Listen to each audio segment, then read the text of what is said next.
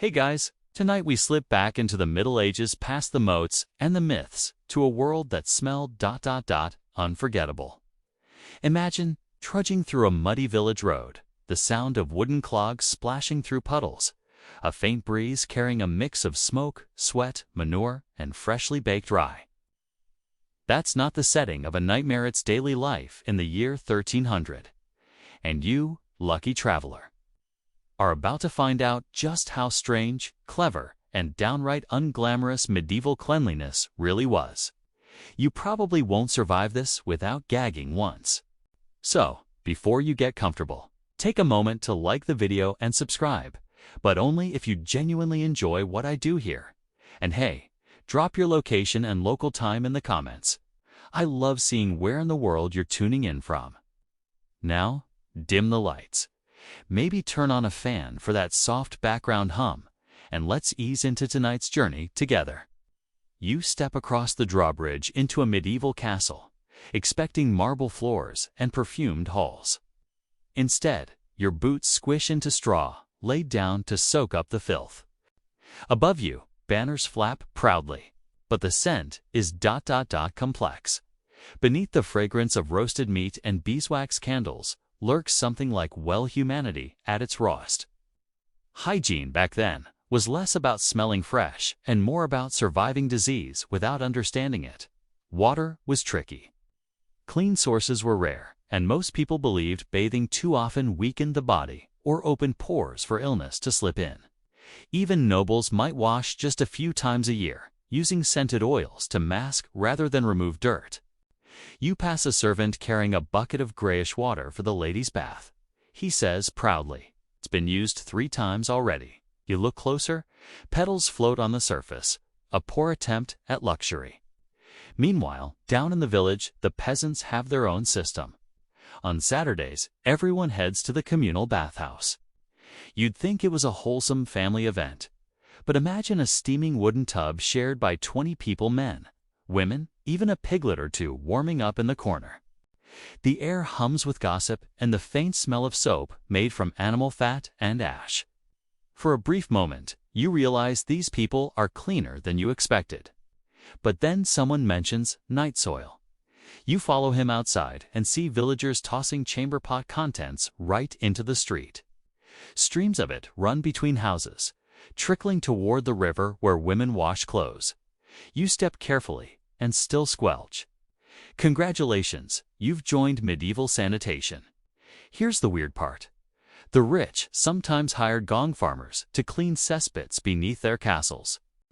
These poor souls worked by night, ankle-deep in filth, scraping human waste into buckets. They were paid well because no one else dared do it. Some wore waxed linen masks to block the stench. Others simply chewed herbs to keep from vomiting.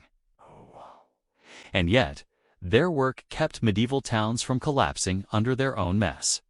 It's one of those unspoken secrets that quite literally saved civilization from drowning. Still, hygiene had hierarchy. Kings and queens had perfumers who crafted scents of rose, clove, and ambergris. That's whale vomit, by the way, worth its weight in gold. Smelling good became a sign of nobility. Peasants smelled like work.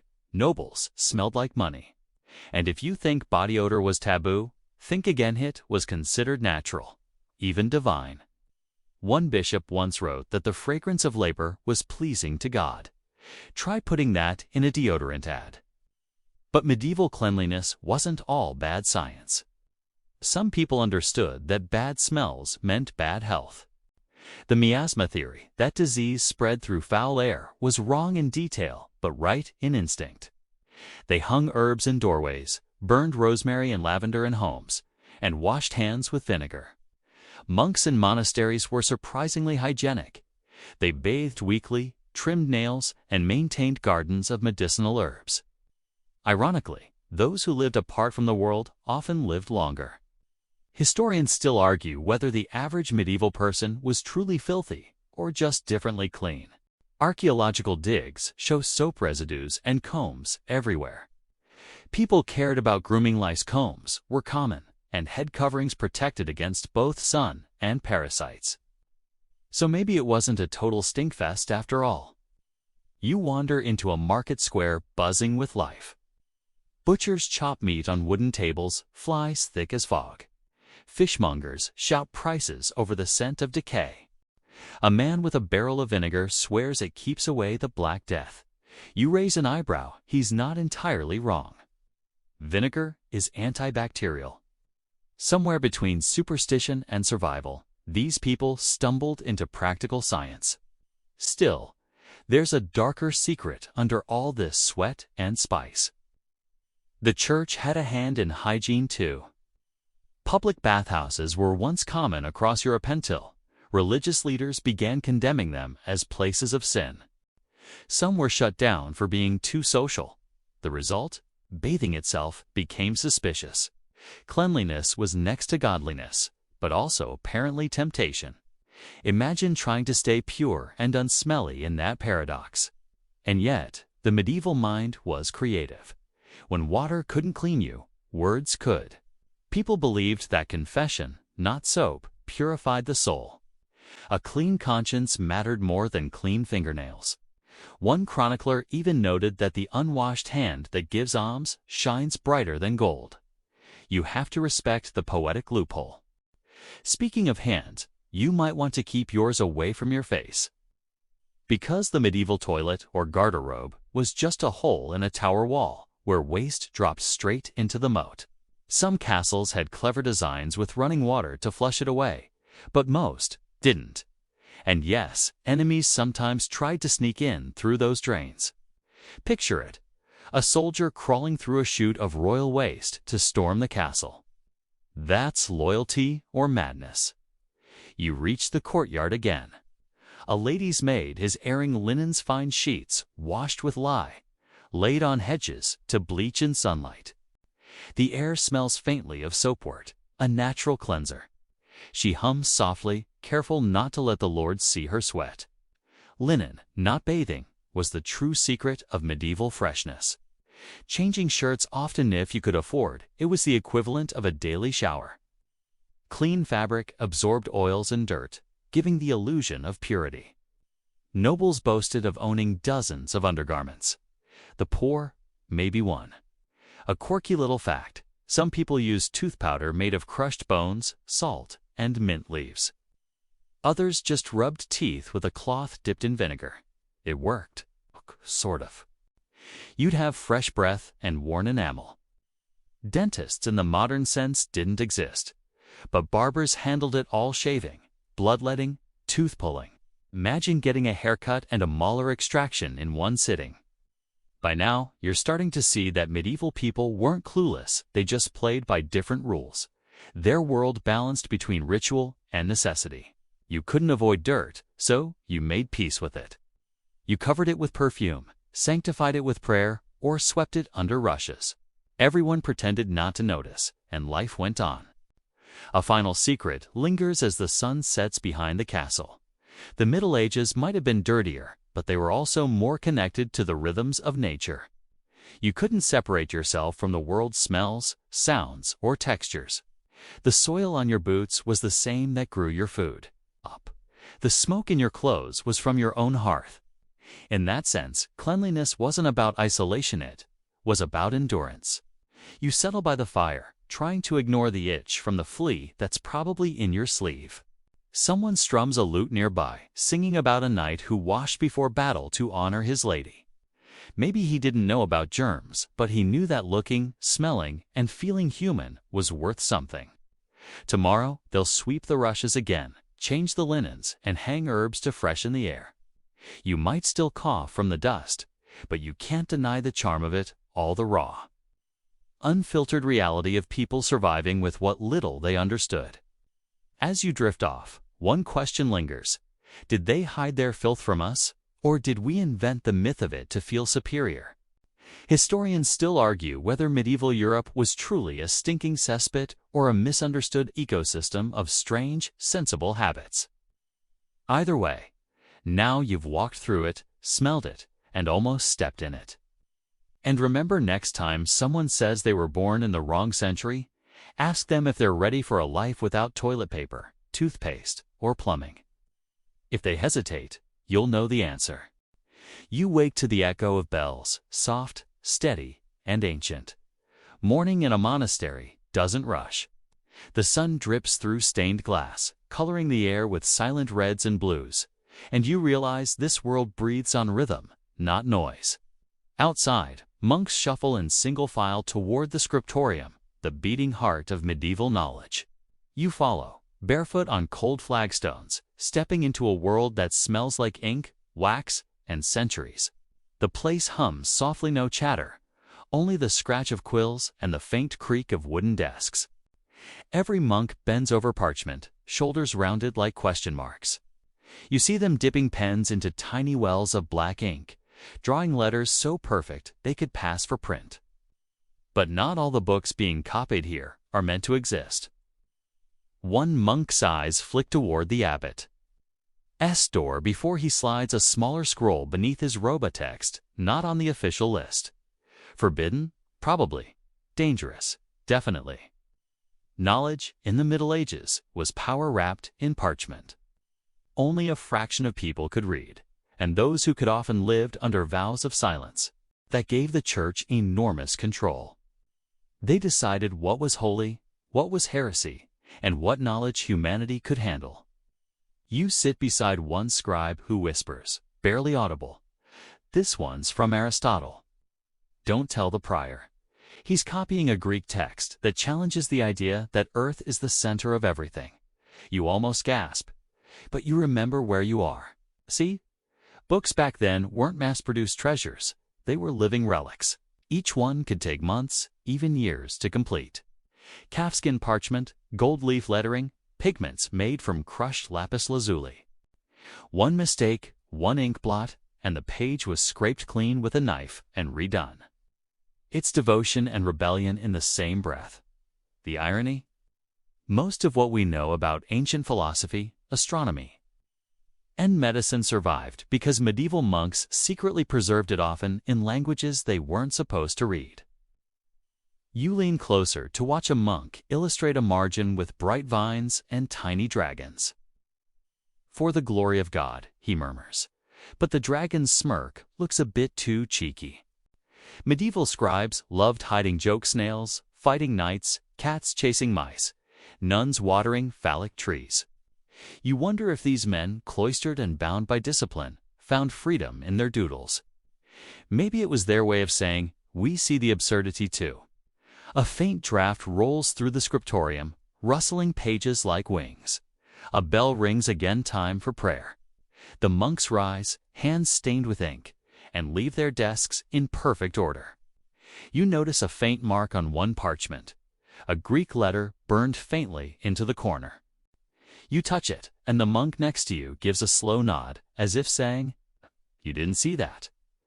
After prayers, you follow him into the library, a small circular room lined with shelves chained with books, literally chained. Each volume has an iron link, so it can't be taken far from the desk. Knowledge, here, is both sacred and imprisoned. The monk brother, Alaric, he tells you, leans close. "There are other rooms," he whispers. "Rooms for books that shouldn't exist." He leads you through a narrow stairwell that twists like a secret thought.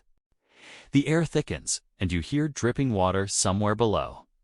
Finally, he pushes open a low wooden door. Inside is a room barely the size of a pantry.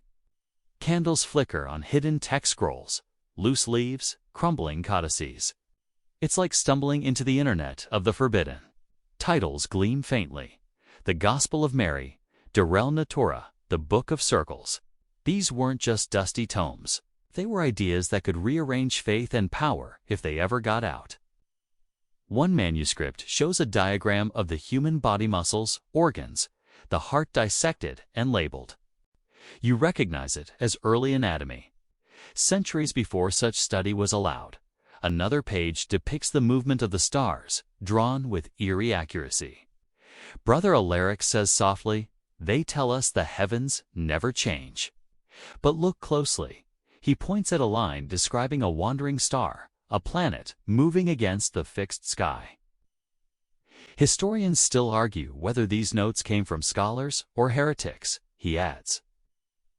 You realize the Middle Ages weren't as dark as people think. They were dimly lit rooms filled with people trying to protect the light.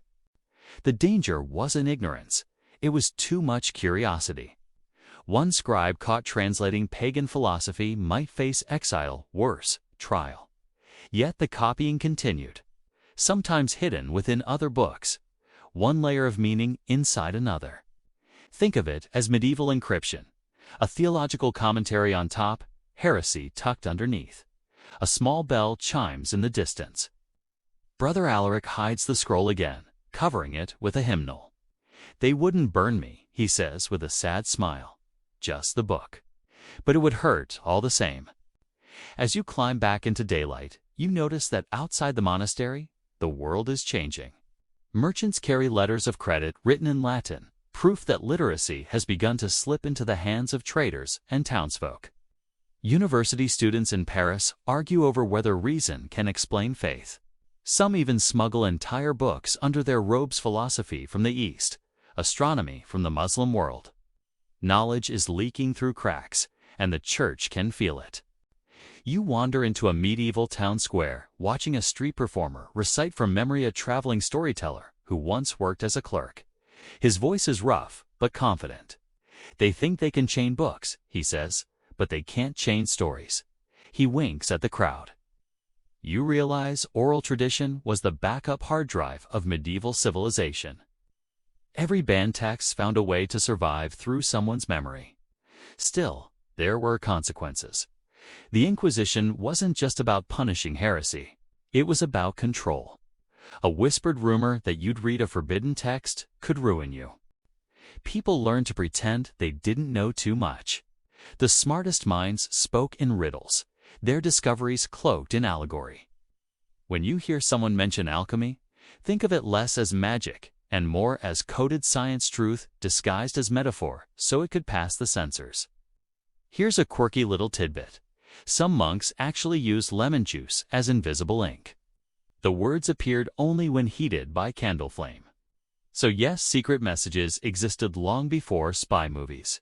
Hidden knowledge wasn't just copied, was literally burned into history.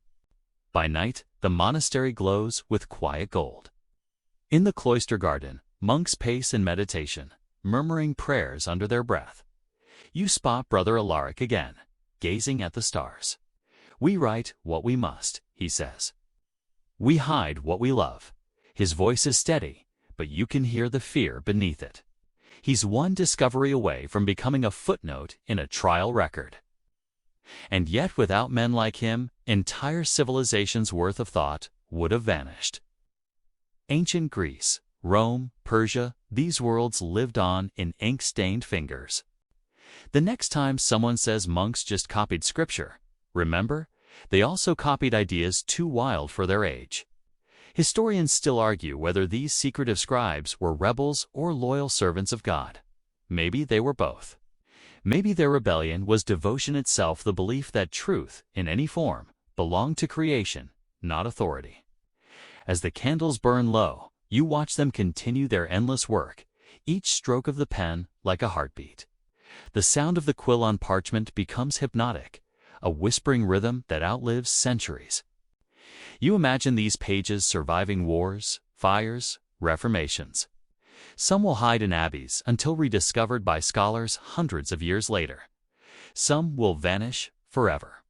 But for this moment, in this quiet room, the world's memory is alive in the hum of ink and breath. A drop of wax falls on a page, sealing a line mid-sentence. Brother Alaric doesn't wipe it away. He smiles faintly, letting the imperfection stay. Maybe that is the truest symbol of his age, a time that tried to perfect faith by controlling knowledge, and yet left tiny, glowing flaws where truth slipped through. As you step out into the cool night, you feel the pulse of hidden wisdom still beating under the stone walls. You realize that what the Middle Ages tried hardest to suppress wasn't sin, or science, or doubt too was the possibility that ordinary people might think for themselves. But someone always does. Someone always picks up the quill after dark, whispers a prayer for courage, and writes what shouldn't be written. And that's how every secret library begins, with one sleepless soul daring to believe the world deserves to know. You walk away from the monastery under a silver moon, the sound of bells fading into distance. Behind you, the candles still flicker. Ahead, a whole continent of locked doors waits to be opened, one forbidden book at a time. You leave the monastery before dawn, your breath forming little ghosts in the mist. The road winds through fields of frost-bitten grass, leading toward a crooked tower that smells faintly of smoke and sulfur. That's your next stop, an alchemist's workshop. Don't expect gold and glitter. Expect confusion, explosions, and a bit of genius buried under superstition. You knock once, and the door creaks open to a world half science, half sorcery. Inside, the air glows orange from a furnace. Copper alembics hiss with vapor. Glass vials shimmer with strange colors. And somewhere in the corner, a cat watches you like you've trespassed into its personal universe. The alchemist himself, thin, wild-haired, eyes like a man who hasn't slept since last week, grins when he sees you. "Ah, another seeker," he says. "Looking for gold or truth?" You hesitate, and he laughs softly. "Good. You know there's a difference. Alchemy in the Middle Ages wasn't just about making gold." That's what the pamphlet said, but beneath it was something deeper, a quest to understand the nature of matter, the transformation of the self, and maybe, just maybe, immortality. You step closer to his workbench, where symbols spiral across parchment like a secret language. "The world hides its secrets," he says, "but it leaves clues for those who watch." He shows you a small flask of translucent green liquid. "This," he explains, "is vitriol spirit of sulfur. Dangerous, yes, but powerful. Without it, there is no alchemy. You recognize it by another name: acid." The medieval world didn't know chemistry yet, but they were already discovering reactions that would one day define it. The alchemist turns to his furnace and tosses a pinch of powder into the flame. The fire shifts to blue, and the cat bolts. "Copper and salt," he says, "a false philosopher's stone." You can tell he's done this demonstration before half theater, half truth. You can't help but smile. There's a performer's pride in his voice, the same spark you saw in those monks' secret scribbles. Historians still argue whether alchemy was pure delusion or proto-science. Maybe it was both. Alchemists weren't fools. They recorded their experiments obsessively, refining techniques that would later help chemists distill alcohol, create medicines, even develop early pigments and alloys. They used coded symbols not because they were irrational, but because secrecy was survival. A formula for turning lead into gold could attract kings or inquisitors. And both were dangerous. You sit at a wooden stool while the alchemist scribbles in his journal. The handwriting looks like a spider's dance. "Every element has its soul," he mutters, "and so do we. To change the metal, you must change yourself." That's the true heart of alchemy, the belief that transformation of matter mirrored transformation of spirit. Gold wasn't just wealth. It was purity, enlightenment. It's poetic, in a dangerous sort of way. He gestures toward a wall of jars labeled with symbols you can't read: mercury, sulfur, antimony, lead. "The trinity of perfection," he says, tapping each one. Body, soul, and spirit. He opens the mercury jar, and the silvery liquid sloshes like living metal. He dips a feather into it, watching droplets slide off without sticking. "God hides the divine in matter," he whispers. "We seek to free it." You can help thinking, this man would make a great science teacher or a terrifying cult leader.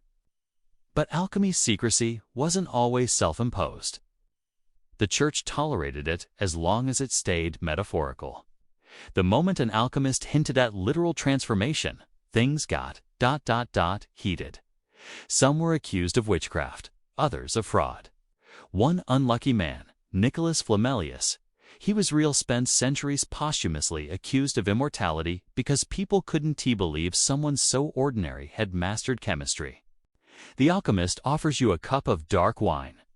"To those who seek," he says, You sip carefully tastes of herbs and smoke. Tell me, you ask, did anyone ever make gold? He smiles like you've asked the wrong question.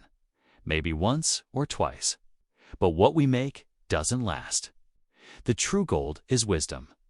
Then he adds, with a wink, and occasionally, fool's gold pays the rent. There's a soft knock at the door. A young apprentice rushes in, clutching a sack of ingredients. Quickly, the alchemist says, "Cover that manuscript."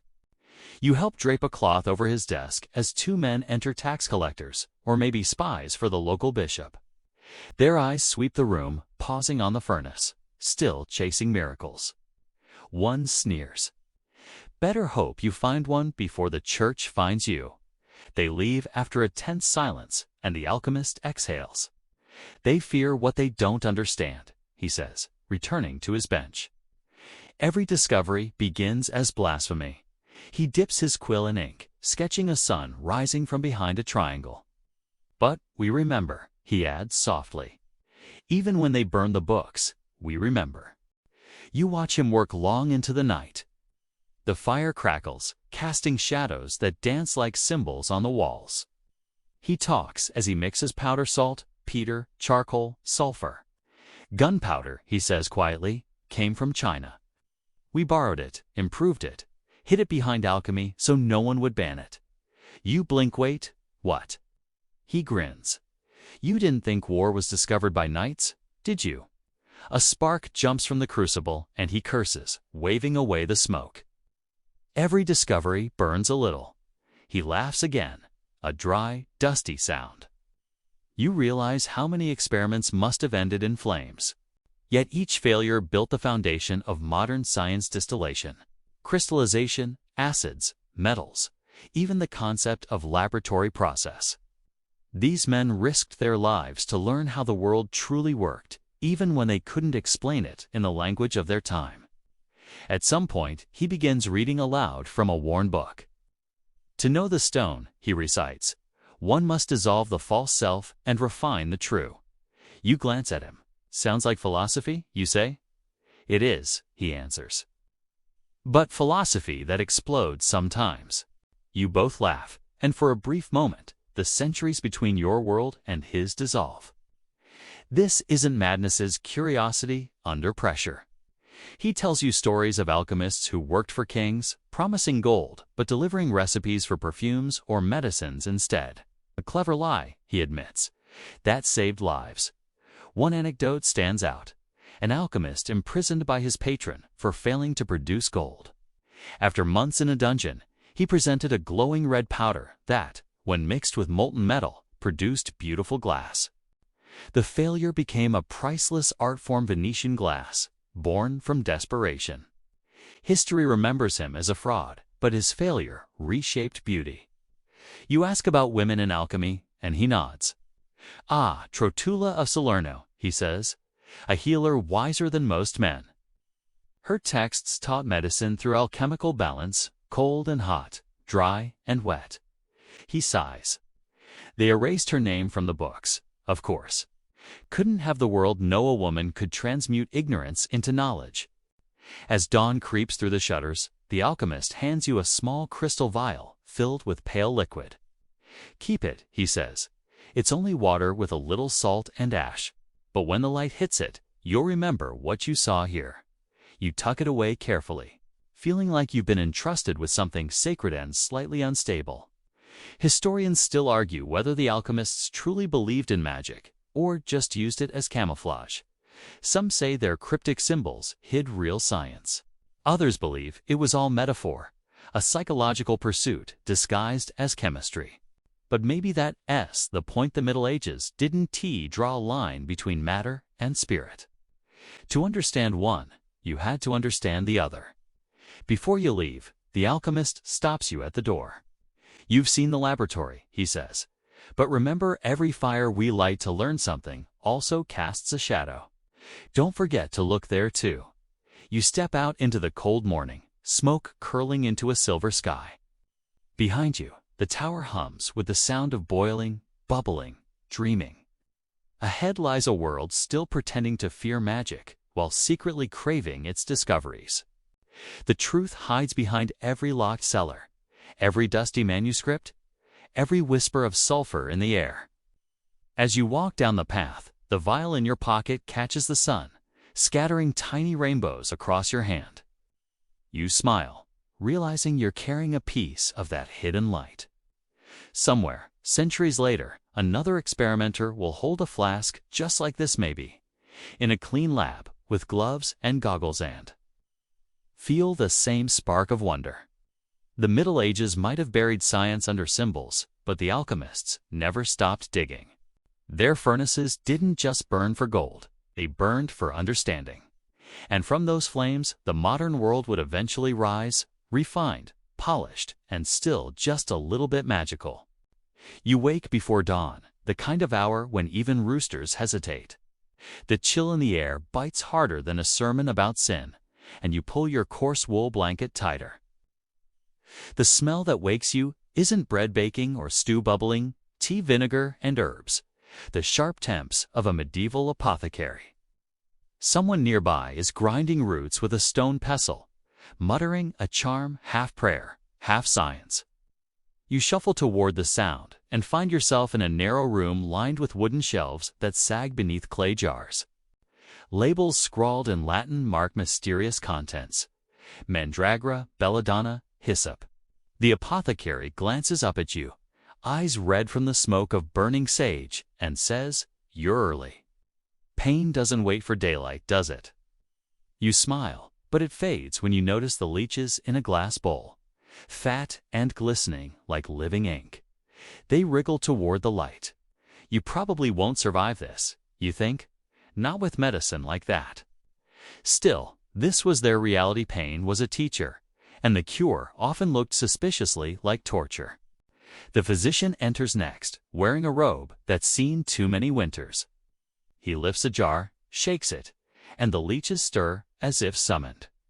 "Balance of humors," he murmurs, as though repeating a spell. Blood, phlegm, black bile, yellow bile, those were the four rivers that supposedly decided your fate.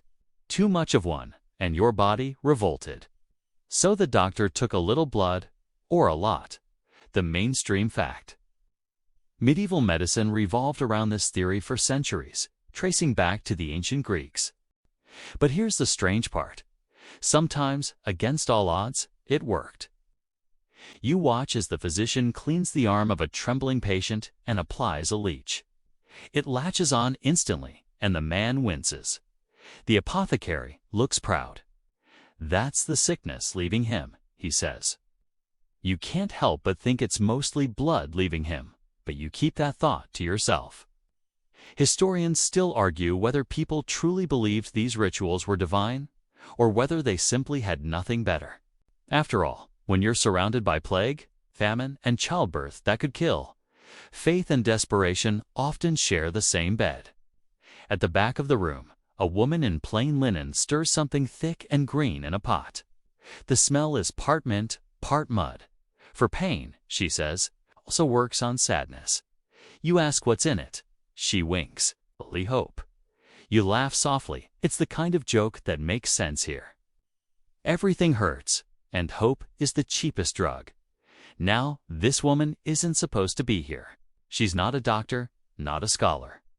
But she knows which plants numb and which ones wake the dead. And villagers whisper her name when babies won't breathe or fevers won't break. Some call her a healer, others a witch.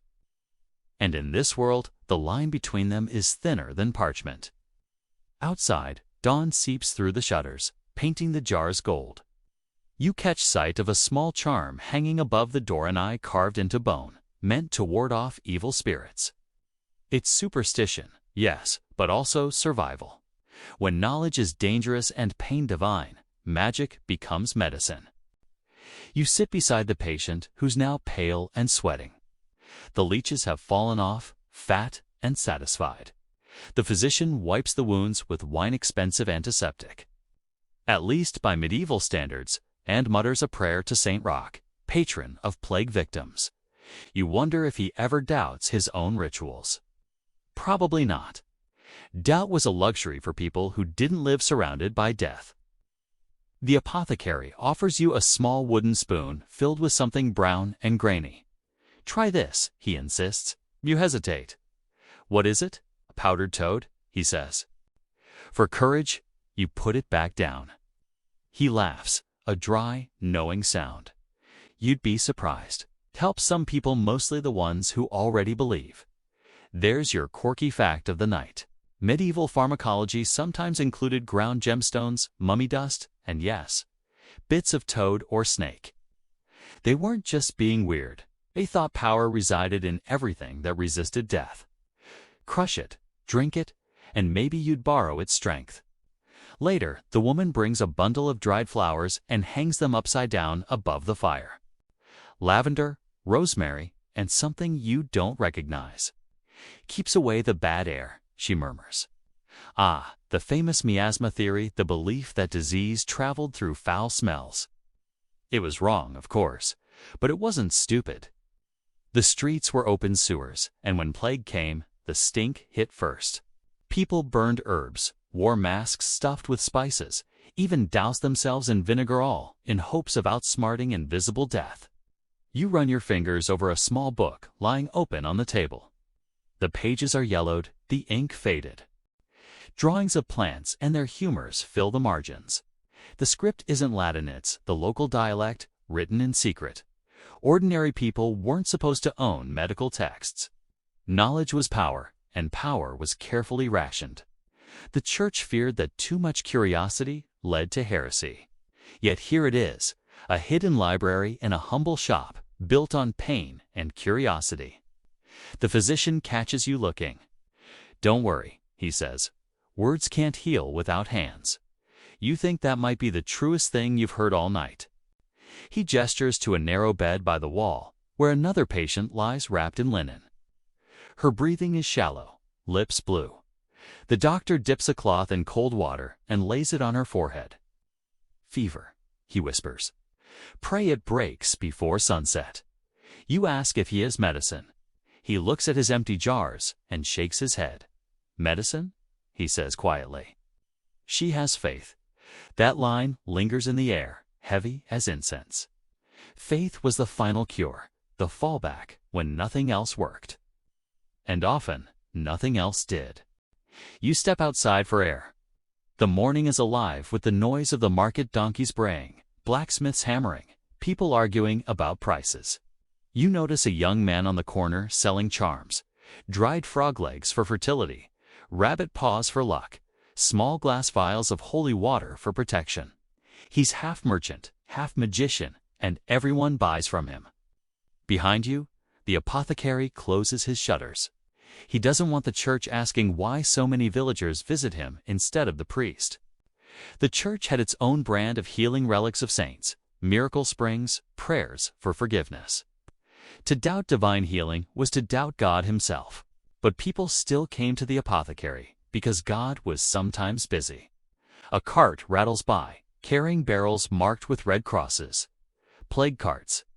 They're headed to the monastery outside town, where sick travelers are being treated. You know what that means? Isolation, prayers, maybe a clean death. You look up and catch sight of the physician in the doorway, wiping his hands on a rag. His eyes are tired but steady. "We do what we can," he says, as if reading your thoughts. "We patch holes in the boat and hope it floats till morning." You walk with him to the well. He drops in a coin before drawing water. Superstition, he admits, but it can't hurt. You drink, and the coolness cuts through the thick air. For a brief moment, the world feels gentle again. Then you hear distant bells, funeral bells. Someone, somewhere, has lost the battle. The apothecary crosses himself. "Every soul a lesson," he says. "We just never learn fast enough." The wind shifts, carrying the scent of rosemary from his doorway. You think about the strange beauty of it, all the mingling of ignorance and intuition, of fear and faith. These people didn't just believe in magic. They built medicine from it, one guess at a time. And though you'd never trade your aspirin for leeches, you can't help but respect their stubborn courage. As you leave, the apothecary presses something into your hand, a sprig of lavender, tied with twine. For sleep, he says, or for remembering, you tuck it into your pocket. You walk down the uneven street, past the market stalls and gossiping wives. Somewhere, a child laughs. Somewhere else, a priest preaches about purity. The day brightens, and you realize that beneath all the superstition and smoke, the people of the Middle Ages were simply trying to make sense of paint, to turn suffering into ritual, and fear into something almost beautiful. And as you breathe in the faint scent of herbs on your hand, you wonder maybe that's a secret they never really lost. You pass beneath the shadow of the church tower as the bells fade, their echoes chasing pigeons from the eaves. The air smells of bread and iron, the scent of ordinary life trying to drown out the stench of fear. But not far from the market, past the stalls of onions and fish, you hear something softer. The rustle of cloth, the whisper of women's voices in a shaded courtyard. You turn toward the sound. That's where the real stories live. Behind a half-collapsed stone arch, a group of women kneel over baskets of herbs, their hands stained green, their laughter half-muffled like a secret. They're not noble ladies or nuns, just villagers. But you can see the strength in the way they move, their sleeves rolled to the elbow, their skirts streaked with soil. One glances up, catches your gaze, and grins. You lost, she teases. Or just curious. You're both. Because in this world, women live in plain sight, yet stay hidden. Every rule, every sermon, every law book writes them small, but somehow they've carved their own space in the cracks of history. Tonight, you're about to walk through those cracks. The oldest woman there, her hair streaked with silver, her fingers twisted from years of labor, hands you a sprig of sage. Keeps away bad luck, she says. Or husbands, if you hang it right. The others laugh, and you realize humor is another kind of protection here. Life doesn't give them much, so they sharpen their wit like a knife. You sit among them, feeling the heat of the sun through the cloister arches. One woman hums a lullaby while crushing lavender into oil. The scent floats around you, soft but heady, like a memory of warmth. She says it's for the midwife, a birth expected tonight. Birth, of course, is a dangerous business in this century. You've heard the numbers. Half the children die before 5, and mothers vanish into fever and silence. Yet somehow, these women still laugh, still gather herbs, still trust in one another more than in any priest or physician. A younger girl enters the courtyard, her face half hidden under a veil. She carries a bundle of cloth baby linen, you realize? The women greet her with gentle teasing, but she stays quiet. The midwife meets your eyes briefly, a silent plea for discretion. It's clear what's happening. The girl isn't married. The child will be born at night, in secret, with no priest to bless or condemn. The midwife leads her away, murmuring instructions about boiling water and clean rags. The rest of the women stay behind, preparing. One sharpens a knife on a wet stone just in case. Another lays out small charms made of twine and bone. They talk about weather, harvests, saints, everything except the risk. That's the unspoken rule. Don't give fear a name, or it might answer. The mainstream historical fact here is simple. Medieval women were the backbone of domestic life, yet written history barely mentions them. They brewed, baked, birthed, and buried, keeping families alive through skill and instinct. Their knowledge about healing, about childbirth, about the rhythms of the body was passed by touch, not text. And because of that, it threatened the powers built on books. You remember how back in the apothecary, men claimed the right to heal. But here, the women do the same quietly, efficiently, with no Latin words, no leeches, no sermons. They whisper instead of diagnose. They pray and curse in the same breath.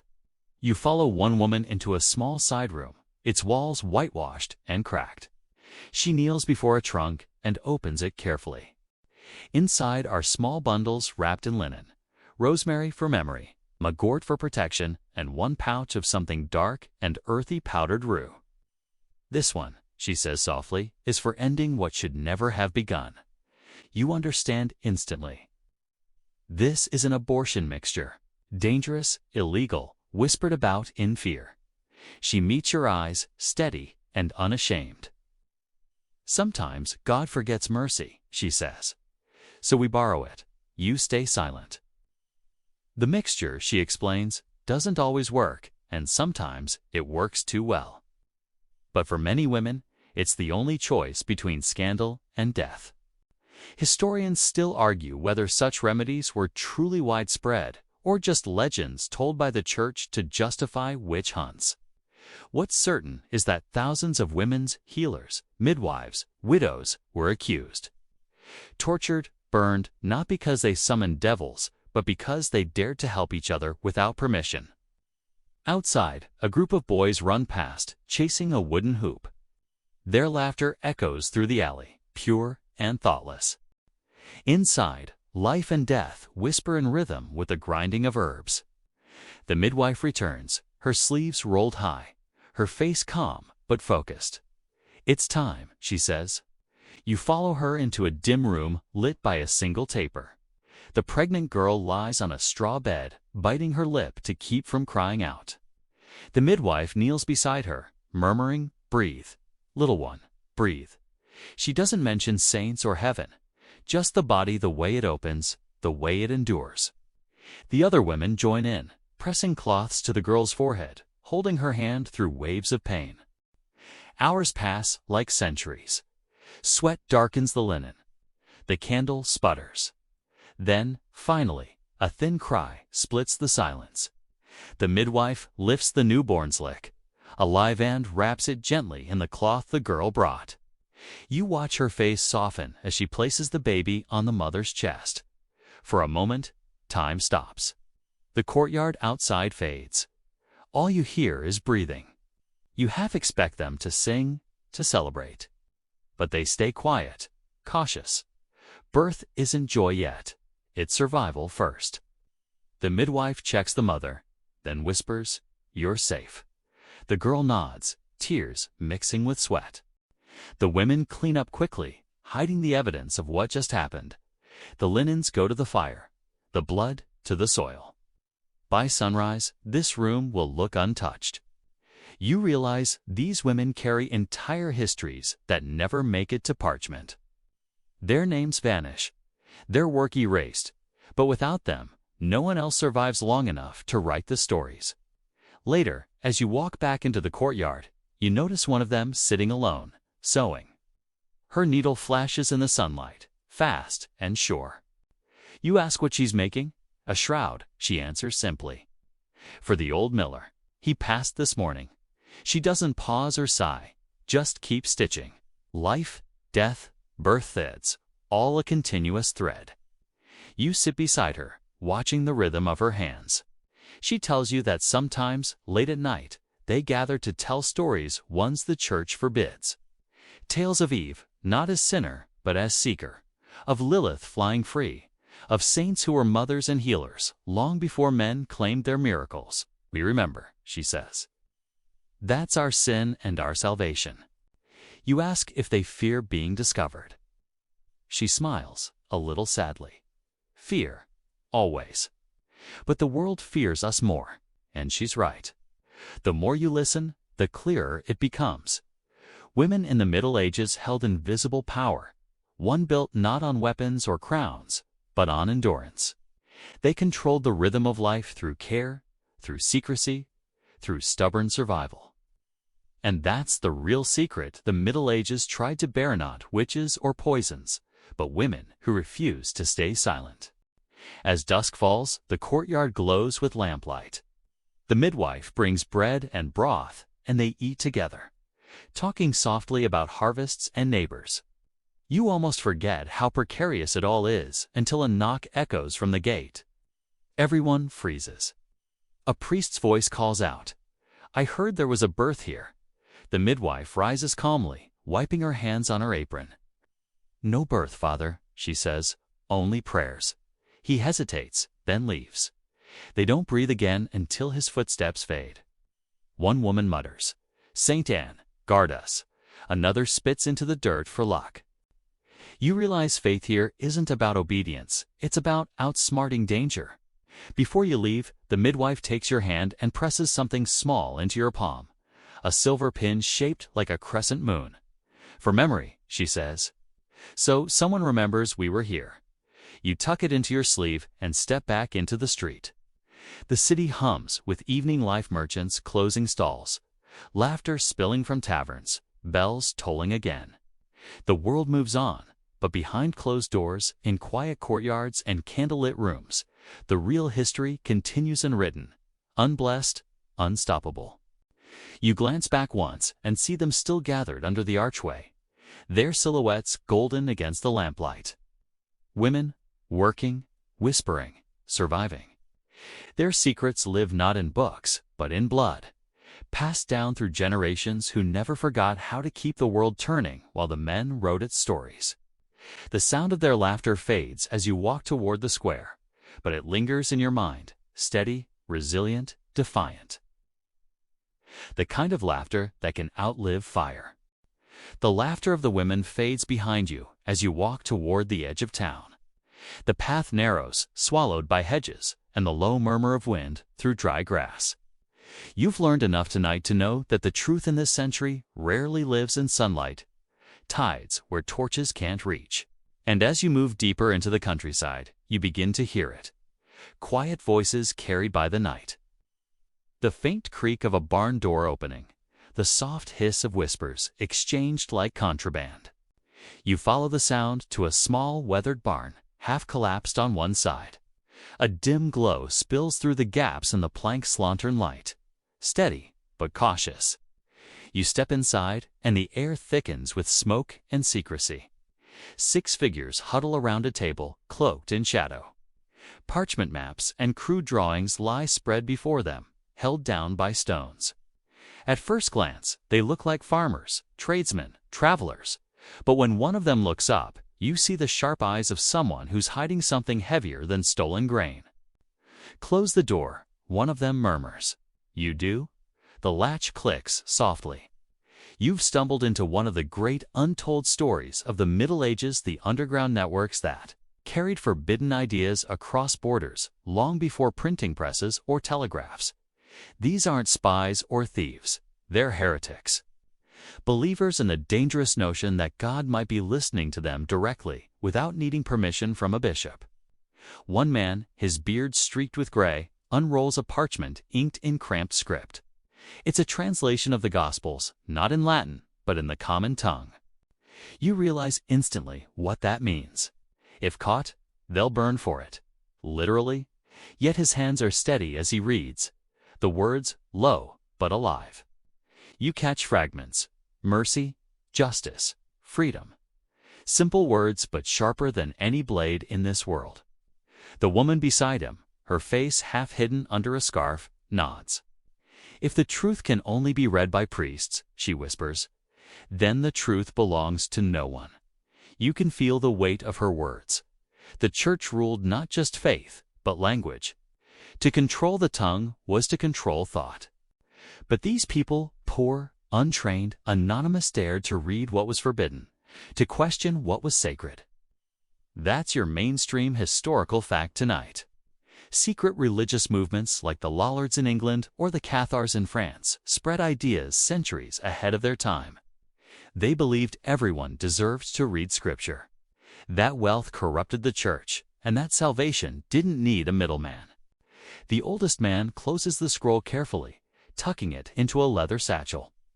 They'll hang me for this, he says lightly, almost smiling.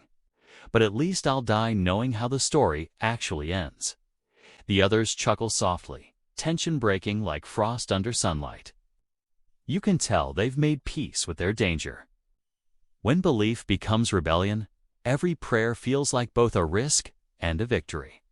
The door creaks suddenly. Everyone freezes. A horse neighs outside, distant but near enough to quicken hearts. One man snuffs the lantern. Another grabs a pitchfork, more symbol than weapon. Silence stretches thin.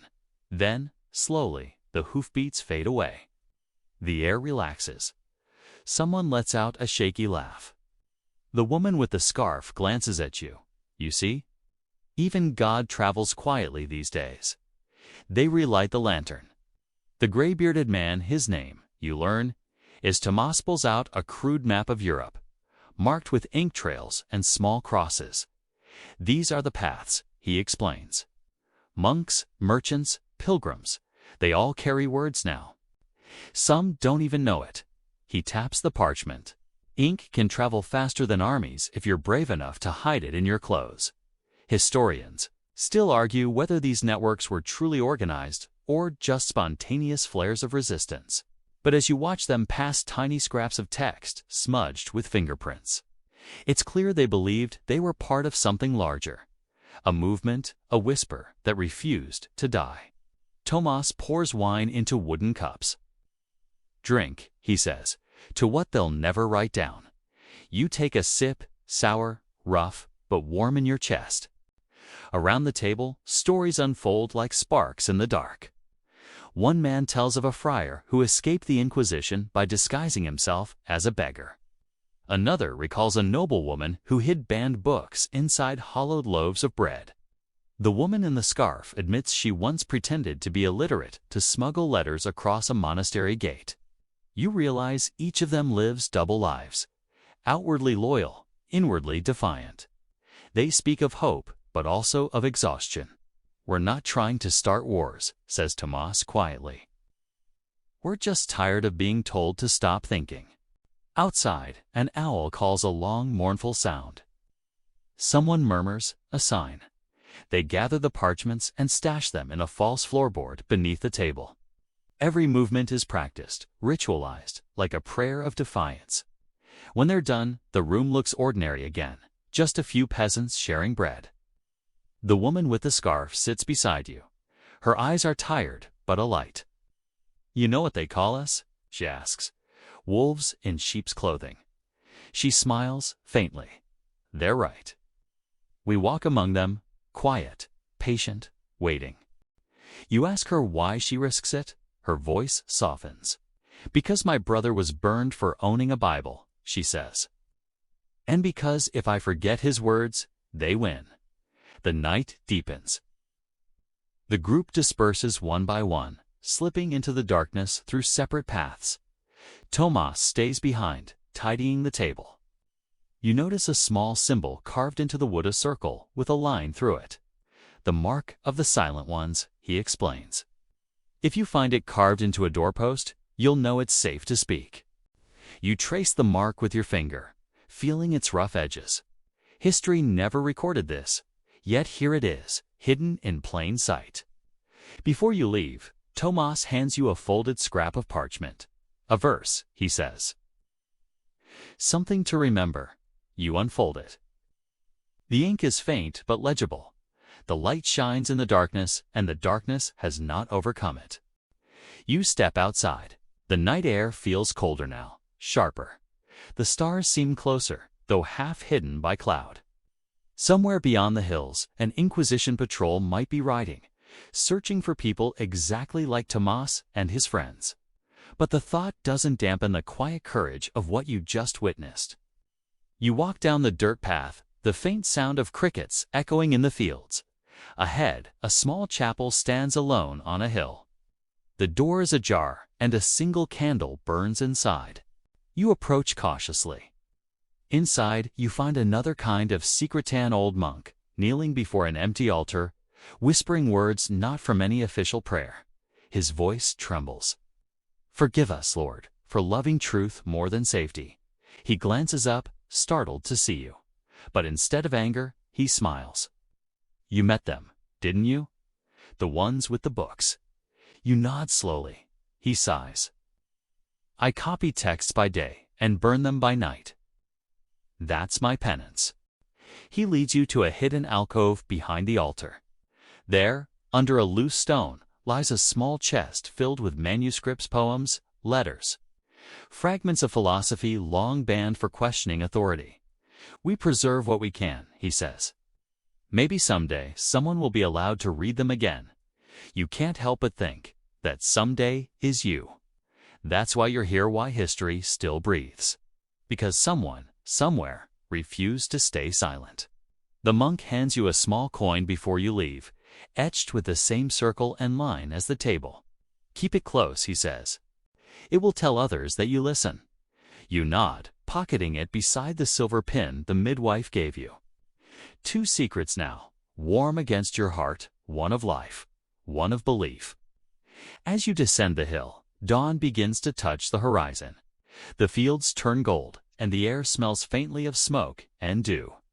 You look back at the chapel, at the hidden chest beneath its stones, and wonder how many truths were buried just like it, quietly, deliberately, waiting centuries for someone to uncover them.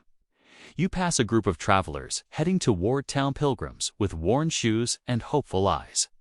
One of them carries a walking staff carved with faint symbols. You notice it immediately, the same mark again, the circle and line. He catches your glance and gives a knowing nod. No words, just recognition. A spark passed silently from one to another. And as the sun rises, painting the world in soft light, you realize something. Secrets like these weren't meant to vanish. They were meant to survive in whispers, in symbols, in stories told by firelight. Even when the church banned them, even when the kings decreed silence, even when the world forgot their names, the words still moved, hidden, alive, waiting. You walk on. The faint echo of Tomas's voice in your memory. Ink can travel faster than armies. You smile to yourself. Maybe he was right. You wake to the sound of coins clinking softly in a leather pouch, a rhythm that hums like heartbeat beneath the quiet murmur of a medieval market. The morning smells of smoke and yeast, and there's something metallic in the air. Greed. Maybe? You're standing at the heart of a town that's alive but tense.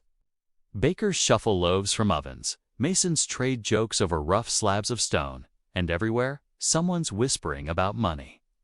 In this world, the economy isn't just about buying and selling, it's about secrets. And the first rule of medieval economics: never, ever let the wrong person know how much you actually earn. You walk toward a baker's stall, the man's hands white with flour, his apron stiff from years of use. He greets you with a smile that doesn't reach his eyes. Behind him, his apprentice quickly hides a small sack beneath a table probably filled with grain that never made it into the count. That's the trick here. The town pays taxes on what's declared, not on what's real. And everyone from the richest merchant to the poorest cobbler learns to keep 2 ledgers. One for the world. One for themselves. The baker gives you a loaf that's heavier than it looks, its crust perfectly blistered. You hand him a coin, and he pretends not to notice when you slip another under the counter for a discount. That's the medieval wink and understanding between worker and customer that the system only works if you both pretend not to see through it. You take a bite, and the bread's still warm, scented with caraway. He leans close and mutters, "The guild watches," before turning away. Ah, the guilds. Secret societies wrapped in plain clothes. You wander deeper into town and find their holly, dark, timbered building with stained glass windows that make the morning light look holy. Inside, a group of men in matching cloaks gathers around a table, voices low, eyes sharp. Every trade, bakers, blacksmiths, weavers, masons, has its own guild, and those guilds hold the keys to survival. They decide who works, who earns, and who's cast out. And if you think they share those rules with outsiders, think again. You glance at a scroll nailed to the wall. It lists approved practices and forbidden mixtures. The wording is polite, but the threat underneath is clear. A smith who dares to craft iron without the guild's blessing can lose more than his tools. He can lose his fingers. Historians still argue whether guilds were the first labor unions or the first cartels. Maybe both. Either way, they kept knowledge under lock and key.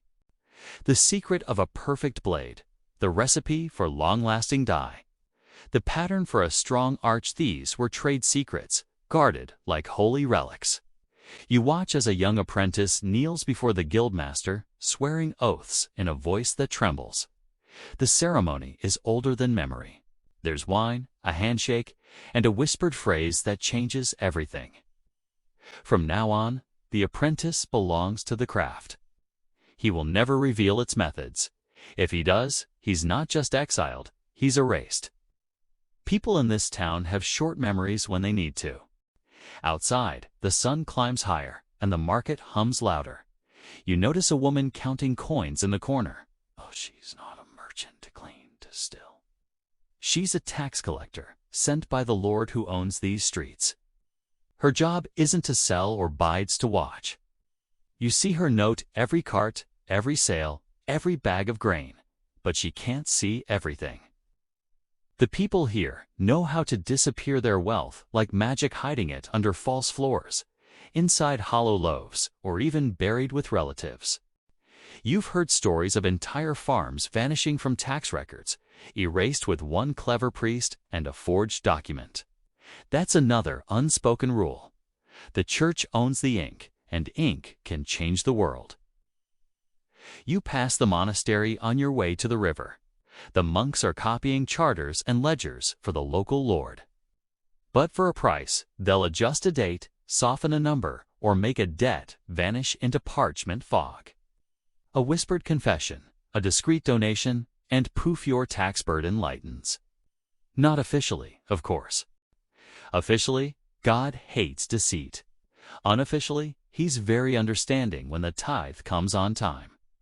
You pause at the sound of hammering. A blacksmith is shaping iron into coins. Not royal mint, no. These are local tokens, used within the guild to trade favors, pay for training, or bribe quietly. The smith glances around and smirks. Sometimes, the king's coin just isn't enough, he says. You imagine entire underground economies humming beneath the surface of this little town's secret deals, false weights, whispered credit. The system depends on silence. Here's a strange fact. Medieval coins weren't uniform. Their weight, purity, and even their images changed from one town to the next. So merchants learned to weigh every coin themselves, sniffing out fraud like bloodhounds. And sometimes they shave the edges off coins, collecting slivers of silver to melt down later. That's where the phrase, making a little on the side, might come from. You hold one of those coins to the light, its edge just a bit too smooth. The man selling them grins and says, all coins sing a little differently, if you listen. Historians still argue whether medieval trade thrived because of these secrets or despite them. Maybe both.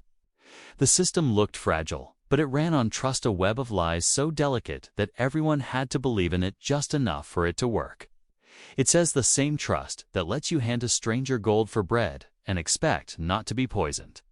By afternoon, you reach the docks. The air smells of salt and pitch, and the sound of ropes creaking blends with gulls' cries. Merchants here speak in half-truths. One tells you his ship came from Flanders. Another swears his spices are from Alexandria, but both are lying through their teeth. Trade routes are treasures kept secret even from allies. Tell the wrong person where you get your saffron, and by next week, your supplier's been bought out or bribed. You remember that baker? The one with the secret loaf. His special spice probably came from smugglers who bribed dock guards and replaced custom seals with perfect forgeries. You wander past barrels of ale and bales of wool. A merchant shows you a bolt of cloth, so fine it glows like moonlight. He whispers that it's made from silk of the north, a lie, since no such thing exists. But lies sell better than truth. You buy a small piece anyway, just for the story. A few workers nearby exchange quiet jokes as they unload crates marked with church symbols. Inside, not relics wine, contraband from France. Everyone knows it, but no one speaks. Silence is safer than truth. The tax collector walks by again, eyes sharp but smile polite. She won't ask. She doesn't need to. Everyone owes someone something here. As the sun dips, the town glows golden red. The taverns fill with laughter and spilled ale, and you take a seat near the fire. Two traders argue over the worth of salt versus iron, and a minstrel sings about a king who lost his crown to a baker's debt. You realize this money? Trade, labor, it's not just economy. It's power.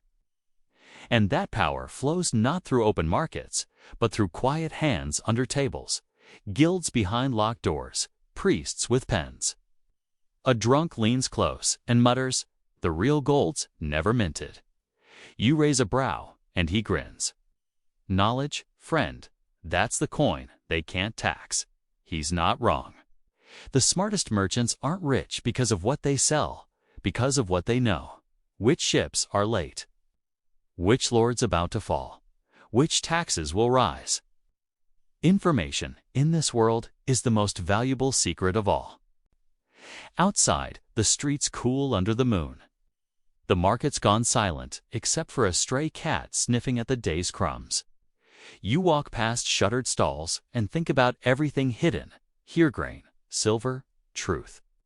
The Middle Ages ran not on chivalry or honor, but on the quiet hum of deals made in shadows. You glance back at the Guildhall's window, glowing faintly with candlelight. Somewhere inside, someone's sealing another secret bargain. Tomorrow, the market will open again, as it always does. The coins will change hands, the ledgers will lie, and life will go on just another day in an age that built its fortune on silence. And you can't help but smile, realizing that, centuries later, not much has changed at all. You're standing at a long wooden table, its surface covered in maps that are far too beautiful to be trusted. Each one a whisper, a rumor of a place someone swore existed. The parchment crackles softly as you lean over it, breathing in the scent of ink, beeswax, and damp vellum. Lines curl across countenance that dainty match your memory of the globe, if you even have one anymore. Some coastlines fade into nothing, others end abruptly in warnings. Here be dragons. You can't help but imagine what it felt like to draw one of those beasts, not because anyone had seen it, but because they needed something to explain the unknown. The candle beside you flickers. A monk young nervous glances toward the door before slipping another rolled map from his robe. He's stolen it from the abbey's restricted shelf, the one labeled prohibitum. The Latin doesn't mean much to you, but you can tell it's not for public use. He spreads the map open with trembling hands. This one isn't Europe, nor Africa, nor anything familiar. It's a place shaped like imagination itself, rivers flowing from nowhere, mountains rising in places no sailor has ever recorded. You trace a finger along its edges and feel a shiver. Not fear, exactly curiosity. That intoxicating pull that's gotten countless people burned, drowned, or worse. You ask him quietly where it came from, and he leans close enough that his breath tickles your ear. A sailor who returned mad, he says, or maybe enlightened. Historians still argue whether he saw another world, or lost his mind trying. He's not wrong. The Middle Ages were built on that tension between revelation and ruin. For every brave explorer setting sail, there was a scholar trembling before the church's shadow. Knowledge could set you free, or get you tied to a stake. The strange thing is, the maps weren't just about geography. They were stories, folded into parchment. Political tools, spiritual battlegrounds. The shape of the world was never just the shape of land, it was the shape of power. You remember the first time you saw a modern map. Smooth, precise, neatly labeled. And here, by contrast, everything breathes and writhes with imagination. The sea monsters look almost playful, but you know they meant terror. Sailors genuinely feared those painted creatures, symbols of the infinite abyss. One wrong wind, one wrong prayer, and you'd fall right off the edge of the world. Except, of course, you wouldn't. That's what they didn't want people to know. By the 13th century, many scholars already suspected the earth was round. They just weren't supposed to say it too loudly. Church authorities found the concept philosophically troubling. It suggested that heaven might not be up and hell not down. That direction itself was an illusion. The implications were too dangerous. So the public version of the world stayed conveniently flat, safe, and small. Meanwhile, deep in candlelit rooms like this one, cartographers drew circles perfect, forbidden circles tracing the truth in secret. They hid clues in border art and marginalia. Look close enough and you'd see it. Ships curving ever so slightly downward, coastlines bending in a subtle arc. The truth disguised as decoration. The young monk rolls up his map and slips it back into his robe. But you're not done. Something else on the table catches your aja stack of letters sealed with dark wax. You open one. The handwriting is delicate, almost feminine, but the words cut sharp. They have forbidden our charts, it reads. But they cannot forbid what we remember. It's signed only with the initials M.A.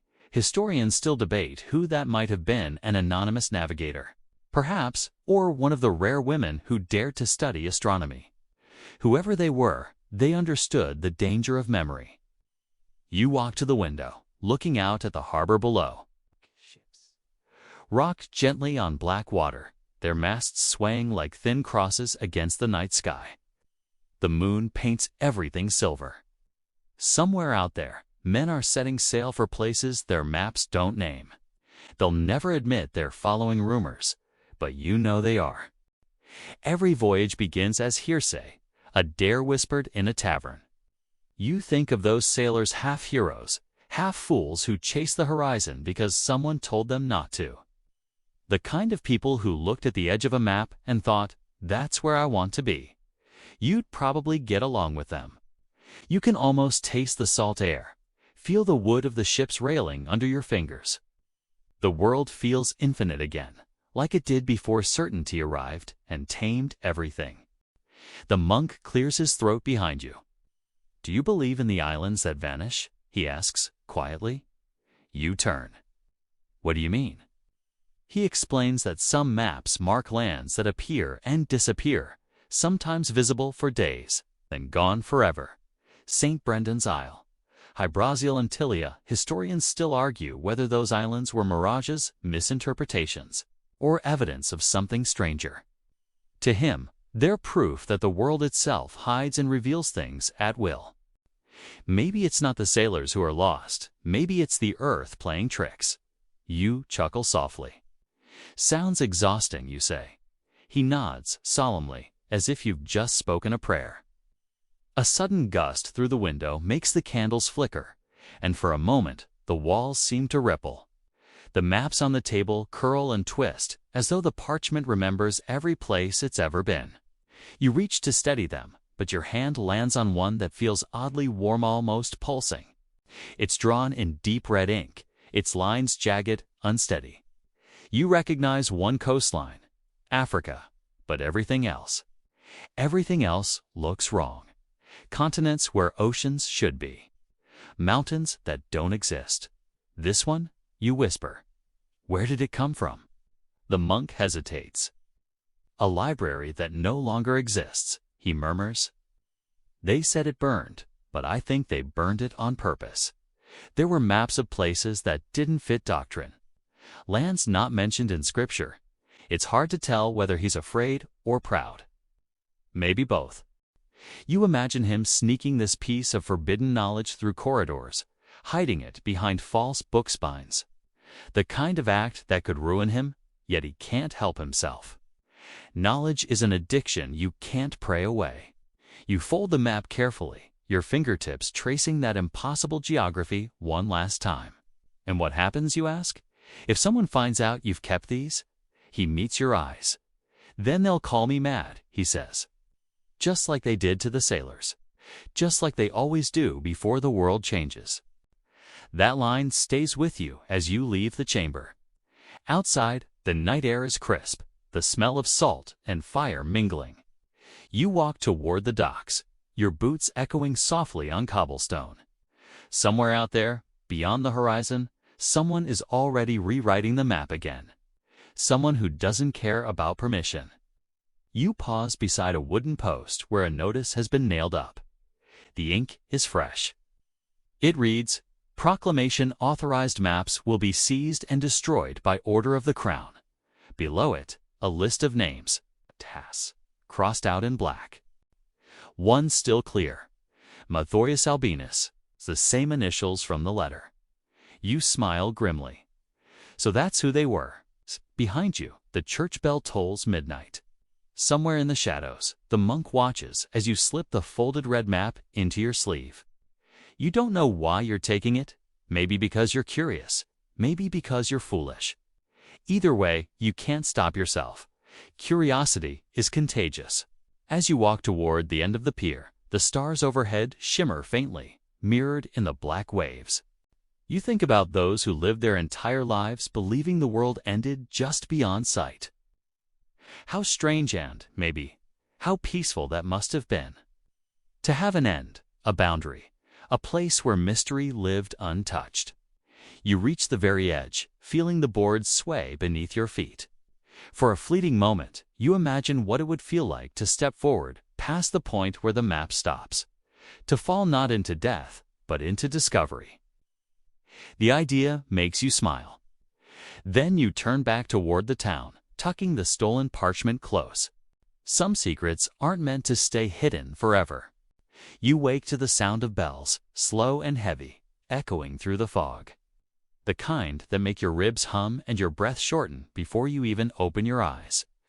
When you finally do, you're standing in a monastery courtyard beneath a sky that looks like ash. The air is thick, not with rain, but with something stranger attention, awaiting. The monks move in silence around you, their robes whispering across the damp stones. Every single one of them is staring upward, not gone, but dimmed like someone's pulled a veil halfway across its face. The birds have stopped singing, the air feels colder. And somewhere, a child starts crying, a small sound that seems almost swallowed by the darkening day. You realize, slowly, that you're watching an eclipse. But to these people, it isn't science, it's a sign. A monk beside you clutches his rosary so tightly you can hear the wood creak. The sky mourns, he whispers. We are being judged. You don't say anything. You could explain that this is just the moon passing in front of the sun, that it'll be over soon, that no one is being punished, but somehow it feels wrong to interrupt the sacred terror of the moment. You can almost feel the medieval mind at work here, the blending of awe and dread, the need to find meaning in everything. As the light fades further, shadows bend and twist. The courtyard turns the color of tarnished silver. Torches flare along the walls, but their flames look weak, as though the air itself refuses to carry them. One monk begins to chant low, rhythmic, shaking. Another joins, and soon the whole courtyard hums with frightened harmony. It's both beautiful and terrible. You step closer to the central figure, an older man, gaunt but radiant with conviction. His hands are raised toward the heavens. You can tell by the golden embroidery on his robes that he's someone important, perhaps an abbot or a scholar priest. His voice rises above the chanting. The Lord hides his light from us, he declares. For our sins are many, and our pride greater still. You can almost hear the collective shiver move through the crowd. Then he turns, suddenly, and looks straight at you, though he knows you don't belong here. And you, he says, pointing, you walk among shadows yet carry none. Who sent you? For a second, you think he's joking, but his face is utterly serious. His eyes look like candle flames about to flicker out. You mumble something about being a traveler, just passing through. He studies you, then nods slowly. Then bear witness, he says. To the night that swallowed day, you do.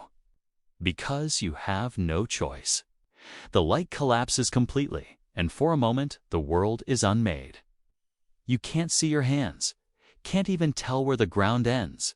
People gasp and cry out. Some fall to their knees, others stretch their arms to the heavens, begging forgiveness. And then something stranger. A few of the monks, the younger ones, are laughing, softly at first, then louder. A hysterical, joyous laughter. One of them grabs your sleeve. It's not punishment, he whispers. It's proof. Proof that the heavens move by pattern. That we are small, not cursed. His eyes gleam with the light of reason or, maybe, madness. I read about this once, he continues breathlessly. In the forbidden texts of Toledo, they said it would happen just like this. Historians still argue whether such men were astronomers or heretics. In the Middle Ages, the line was razor thin. You watch as his excitement curdles into fear. The older abbot has noticed him. The crowd parts as the abbot steps forward, face pale with fury. You speak the words of demons, he says coldly. You claim to read the sky as though you made it. The young monk tries to answer, but the abbot raises a hand, and two others seize him. The chanting resumes, louder now, drowning out his protests. You feel a pang of helplessness. You've seen this before in so many eras. Knowledge mistaken for arrogance. Curiosity mistaken for sin. Then, just as quickly as it began, the eclipse begins to fade.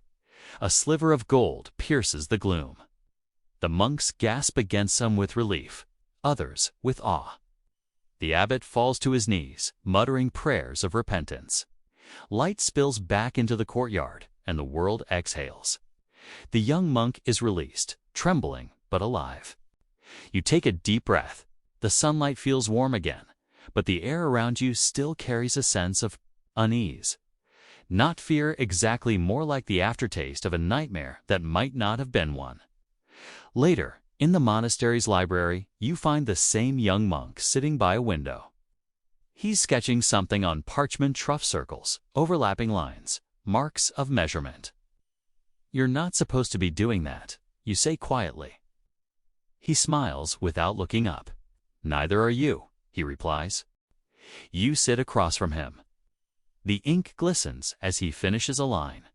You believe the heavens can be mapped, you say. Like land. I know they can, he says softly. If I can predict the stars, maybe I can predict the church. He grins, but it's a sad grin. Don't worry, I'm not foolish enough to say that out loud. Not yet. You watch him draw, his hands steady. Sure. He tells you that he's been studying old Arabic manuscripts smuggled through Sicily. He speaks of men like Al-Hassan, who understood light centuries before Europe dared to. They knew, he says, eyes alight. They knew the world was vast and ordered, not chaos, not punishment. You ask if he's afraid. He shrugs. Only of dying before I finish my chart. You lean back, listening to the distant sounds of bells and footsteps echoing through the monastery halls. The room smells of dust, wax, and quiet rebellion. For a moment, you almost envy his certainty, his fragile faith in logic. Outside, the night has fallen clean and calm. The stars have returned, pinpricks of light so sharp they seem to hum. You step out into the courtyard again. The same monks who panicked hours ago now stare upward in wonder. The sky feels closer tonight, as though the eclipse peeled back a layer of distance. One of them points and murmurs. That one. It moves differently. You squint, and sure enough, a bright spark drifts across the sky. A comet, maybe, or an early recorded meteor. In this world, though, it's an omen. Within hours, rumors spread. The next village claims it was the soul of a fallen king. A nearby abbey calls it the Eye of Lucifer. And by morning, the Bishop of Rouen has already issued a sermon declaring it a divine warning against arrogance. You can almost hear him. The sky is not for mortal understanding. But some don't listen. In secret, astronomers begin marking the paths of stars on parchment. Some hide their findings behind biblical allegories. Others carve them into cathedral ceilings disguised as constellations. You'll see them centuries later, tiny traces of rebellion, glowing faintly in the stained glass of forgotten chapels. Historians still argue whether these secret skywatchers were the first scientists or the last mystics. Maybe they were both. You walk beyond the monastery walls, out onto the hill where the grass whispers and the air smells faintly of iron. The moon hangs clean and perfect now, full and pale. You tilt your head back until your neck aches, until the stars blur together. You can see why they thought heaven was up there. You can see why they couldn't stop looking. There's a kind of silence here that makes you feel very small, but in a good way. You think of all the people who've looked up at the same stars and seen different things. Gods, monsters, angels, math, and somehow, every one of them was right in their own way. The wind picks up, and you hear the faint creak of the monastery bell again. The sound rolls over the hills like thunder. You close your eyes for a moment and imagine being one of those monks terrified of the dark sky, yet unable to stop charting it. You'd probably be one of the secret ones, the kind who hid their notes under false book covers. You smile faintly. You've learned by now that secrets never stay buried forever. They just orbit a while, waiting for the right century to fall into. Somewhere far away, a star flares brighter, then vanishes. You wonder if someone, somewhere else, is watching that same star and making a wish or writing a warning. Either way, you hope they're brave enough to keep looking. You wake to the sound of gears turning. Not the creak of a mill or the grind of iron, but something steadier, more deliberate, like the rhythm of a giant mechanical heartbeat. The smell of ink and metal fills your nose, sharp but strangely comforting. When your eyes adjust, you realize you're standing inside a cramped workshop. Beams of morning light spilling through dusty windows. It's not a church, not a castle. This is something new. A place where the old world is quietly dying, and the new one is being built one letter at a time. In front of you, a man with ink-stained fingers bends over a strange wooden machine. He pulls a lever, adjusts a screw, and slides a piece of parchment into place. The sound that follows is unlike anything you've heard before, press of certainty. The thud of progress made tangible. The man grins without looking up. Movable type, he says softly, like he's telling a secret to the universe. They'll never be able to stop it now. You realize who he must be. Johannes Gutenberg, someone like him. One of the quiet conspirators of knowledge. Around the room, apprentices move like ghosts, setting tiny metal letters in frames. Each one holds an entire idea, a word that once belonged only to monks and kings. Now it's being multiplied, democratized, scattered to the winds. The smell of oil and paper clings to your clothes as you watch a sheet emerge from the press fresh damp, alive. Rows of black letters gleam in the light, perfectly aligned, marching across the page like soldiers of thought.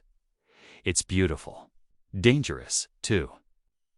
You can almost hear the echoes of centuries of scribes realizing they're being replaced. Somewhere, a monk is probably tearing his hair out right now, muttering about the end of civilization. But civilization isn't ending, it's molting. The parchment flaps gently as the ink dries, whispering in a language older than any kingdom. Change. Gutenberg looks at you finally, eyes bright despite the exhaustion etched into his face. They'll say it's blasphemy, he says, printing the word by machine. But tell me, can truth ever be blasphemy if it's shared? You smile. You're asking the wrong person. He laughs, small, weary laugh. Then you're probably the right one. All around you, knowledge multiplies. Pages hang from lines like laundry. The rhythmic clack of the press fills the air, punctuated by the scrape of quills correcting errors. You run your fingers over one of the drying sheets. It's a fragment of the Bible, but the language isn't Latin, it's German, vernacular. For the first time, ordinary people will be able to read the words themselves. The church won't like that one bit. Historians still argue whether Gutenberg truly understood how much he'd changed the world. Maybe he just wanted to make books faster, cheaper. Maybe he didn't mean to spark revolutions or reformation. But as you watch, you can feel it does shift. Once knowledge becomes copyable, it becomes uncontrollable. Secrets start to leak through the cracks of power, like sunlight through a keyhole. You pick up another page. This one less holy, more rebellious. It's a pamphlet's anonymous, scathing. The bishops feast while the poor starve. You chuckle. The first taste of printed protest. Gutenberg notices your expression. They pay well, those rebels, he says with a shrug. Ink doesn't care who it serves. That line sticks with you. Ink, doesn't care. It's neutral, loyal only to whoever wields it. And yet, here it is, quietly dismantling centuries of silence. The workshop door creaks open and a young woman enters, her arms full of papers. She looks cautious, but determined. She's no apprentice. You can tell by her bearing. She lays a single sheet on the table. "Print this," she says. Gutenberg squints at it. The text is handwritten, sharp, confident. "It's poetry," he says, surprised. "Not just poetry," she replies. "A memory." You lean in. The title reads, "The Map of the Hidden World." You feel a small jolt of recognition. The phrasing, the imagery, it echoes that secret red map from long ago. Rivers that flow backward, mountains made of glass. Whoever wrote this, they've seen the same forbidden things. Gutenberg hesitates. "This will draw attention," he murmurs. The woman smiles faintly. That's the point. He studies her for a moment, then sighs. "Very well. But if anyone asks, I never saw you." As the press begins its slow, deliberate work again, you watch her face in the lamplight. Calm, but fierce. The kind of calm that comes when fear has already burned itself out. She catches your gaze and says quietly, "You've been watching all this time, haven't you?" From the shadows of history, you start to deny it, but she continues. "Then remember this moment, because this is when the Middle Ages finally start to die." And she's right. You can feel it, the tension between silence and speech, snapping like a bowstring. Within a few decades, printed books will flood Europe. Ideas that once required whispered meetings and candlelit oaths will now fit in a saddlebag. The church will lose its monopoly on truth. The peasant, the merchant, the woman with ink on her hands, they'll all become readers. Dreamers, threats. You step outside into the early morning light. The street smells of smoke and rain, of bread baking somewhere nearby.